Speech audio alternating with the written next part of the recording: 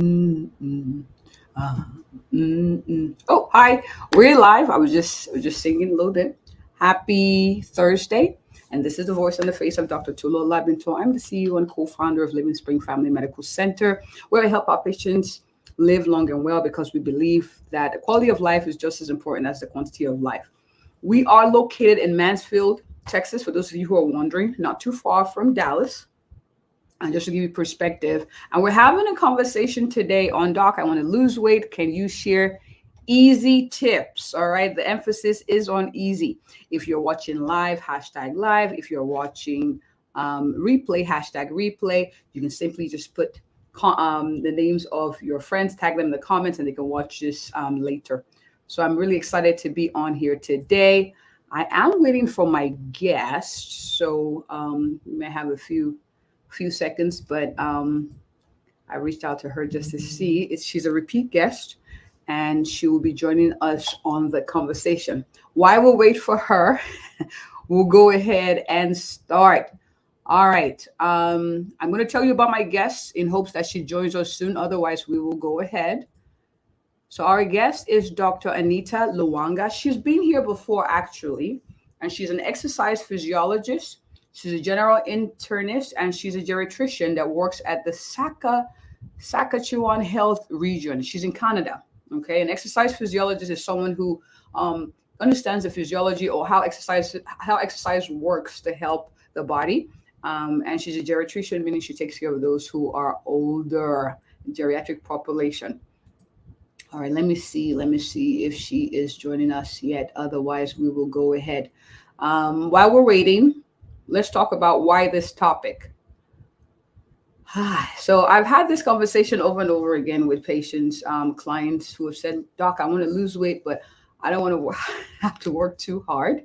What are easy things I could do, or what are simple steps? I'll be honest with you, as with everything in life, things are not naturally easy, but doesn't mean they're not doable. So I want to encourage you as you watch this. Sometimes it's just a question of doing the same simple things over and over and over again. So be encouraged as you watch this live. So our first question is, what are simple or some simple changes we can make to your diet to help you lose weight? All right. So this one comes up in conversations a lot. So number one, be very careful about calorie dense foods that you don't know are calorie dense. Now, one of the biggest ones are salad dressings. Don't get mad. Don't get me mad. Or don't get me mad. Don't get mad. Salad dressings are actually one of the most calorie dense foods you can eat, as well as condiments. What are condiments? Those are the nice little creamy stuff that are added to food to give it flavor. And so people are like, I'm eating salad, doc. I'm eating salad every day, man. It's so frustrating. Well, the salad dressings are loaded with high fat and high calories, and they're little, so sometimes it's hard to miss, or it's easy to miss. Those little, what you call little foxes that kind of mess up your salad. So you want to be very, very careful. The second thing I'll say is be careful about drinking your calories. So I'm just going to drink coffee this morning. I'm not going to eat, but I'll put some cream, I'll put some sugar, and usually that cream is loaded. So a quick hack I'll tell you for salad dressings, hear me well, because this is a good one. Take your fork, dip it in the salad dressing, then pick up the salad. Don't go all wishy-washy on it, okay? Yeah, wishy-washy is a word. You can ask when you go out to eat, say, can you put the dressing on the side? And that way you get to control how much of it you eat, okay? So it's still the same flair or same food. You can add chicken there. You could add pomegranates. You could put some tangerine. You could do some sliced nuts, like crushed nuts, or not full almonds, but sliced almonds to give it a crunch too. So it's still rich, but not so much of the gooey stuff that's adding to the calories. All right. Then the second one we talked about is the drink. A lot of people drink their calories. Alcohol can be heavy. And also your coffee with the creamers. Sometimes you feel like I only drank something. I didn't eat anything. Like I'm hardly eating. Why am I gaining weight?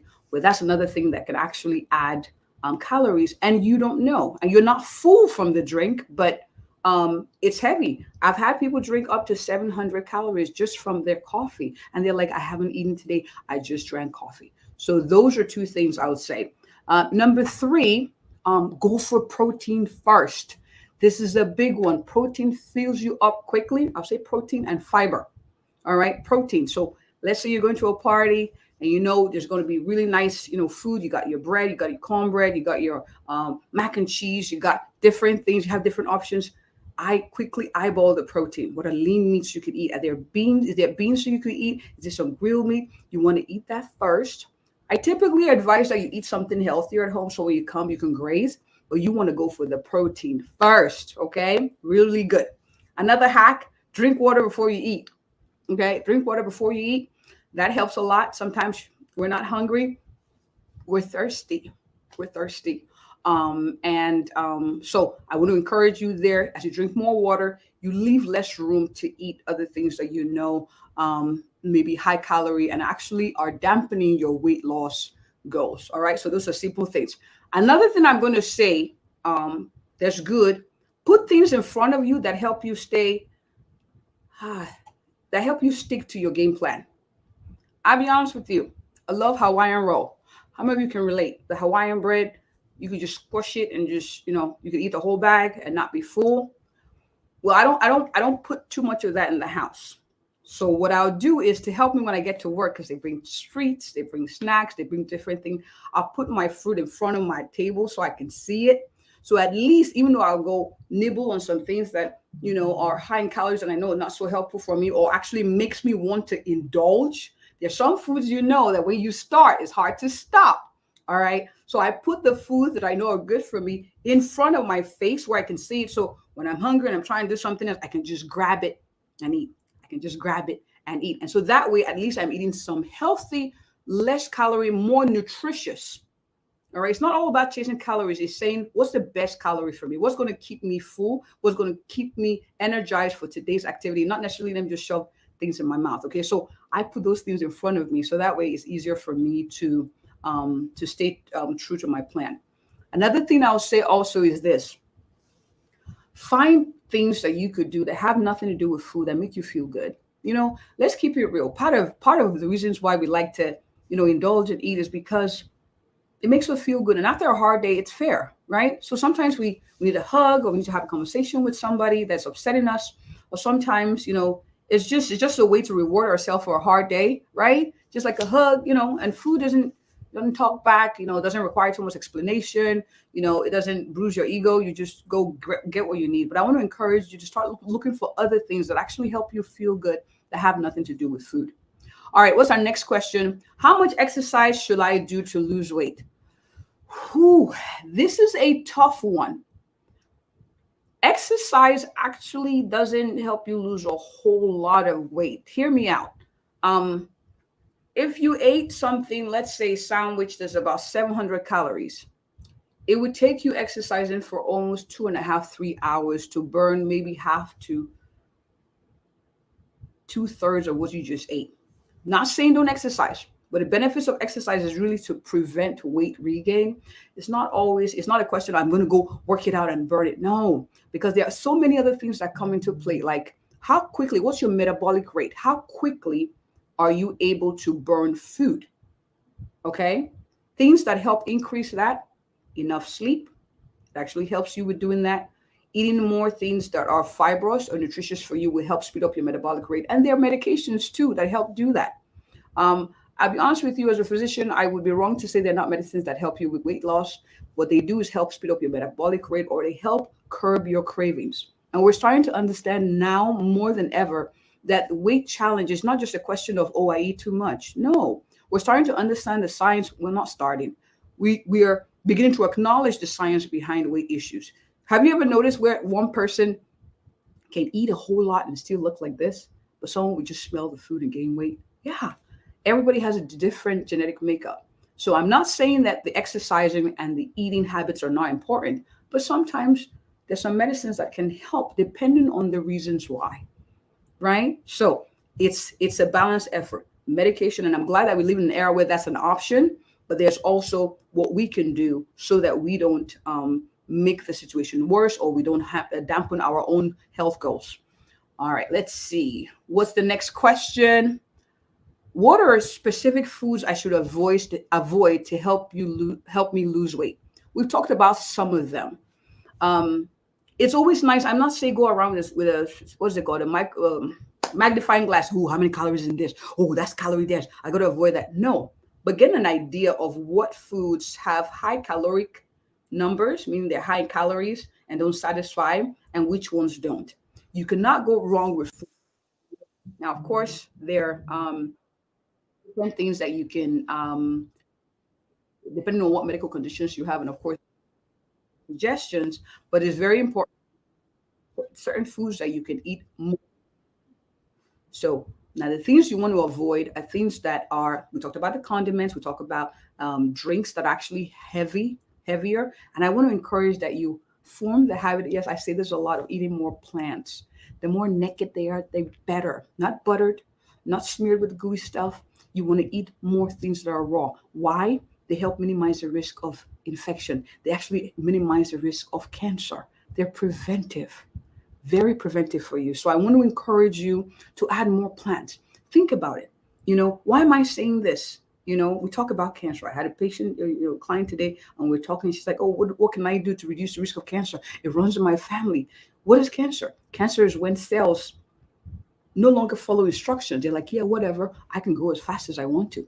They're ignoring the body's natural way to say, "Hey, stop. You've eaten too much of the oxygen. You eat too much of the nutrients that come from the blood." And it's like, "No, I don't care. I'm just going to keep eating it."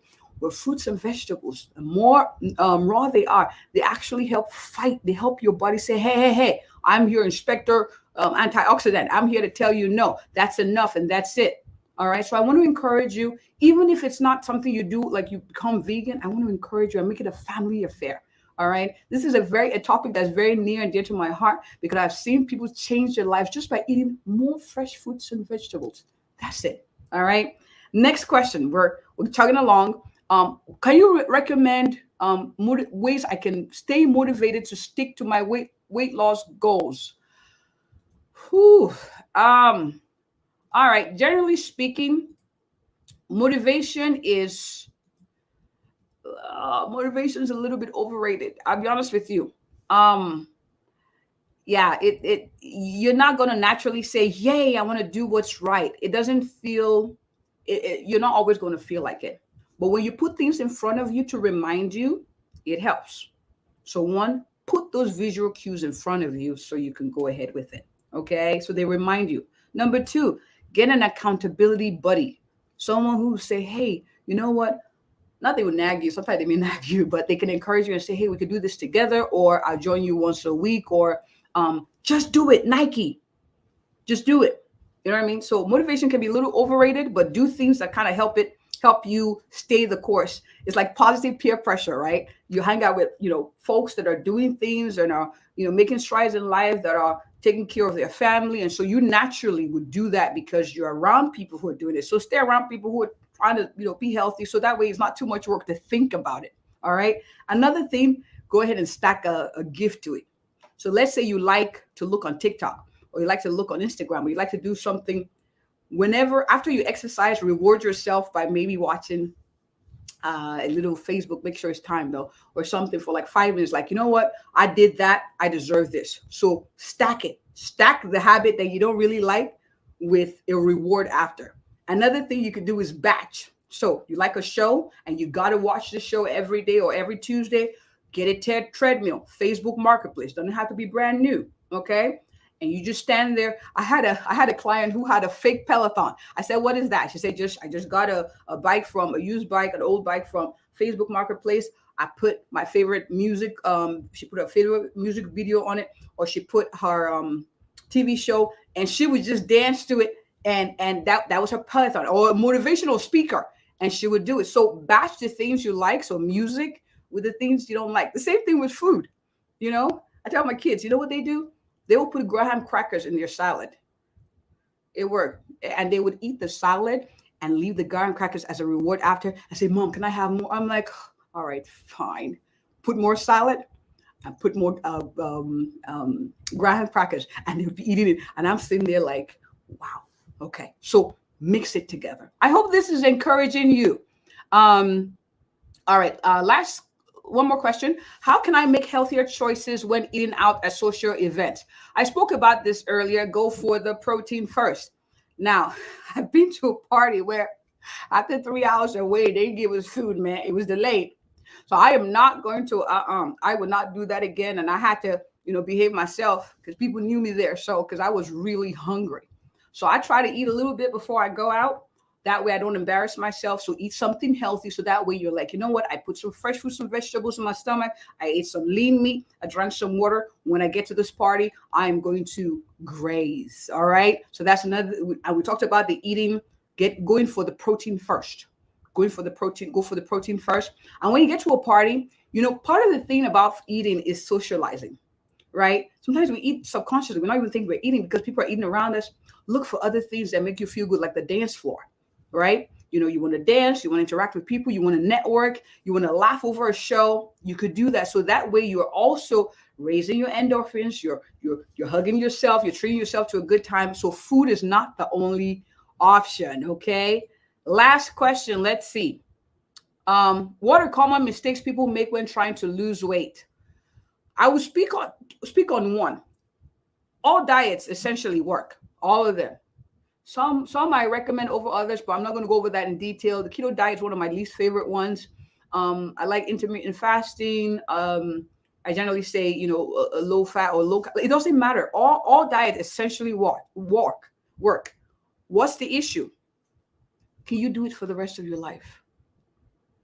Can you do it for the rest of your life? And so when I have clients, say, oh, I'm starting this program, I'm like, yeah, I'm excited for you, but how can I help you stay consistent? Is this something you can do for the rest of your life? And they're like, oh, well, I want to try. I said, that's okay. Go ahead and try it. But the issue is longevity. Can you do this for the rest of your life? And so when you're looking for a diet plan, look at your schedule. Look at the kind of job you do. Is this something that allows you to maintain that diet? For some people who work late, they can only eat at nighttime, or for those who, have a high energy intensive job, maybe long periods of fasting is not a good idea. So it is important to have a conversation with your physician, depending on what your medical conditions are, what's important to you, your lifestyle, to decide which one would be best for you, and also have somebody to help keep you staying on that diet for as long as possible. All right. But remember, I want to encourage you, and this will be my last note.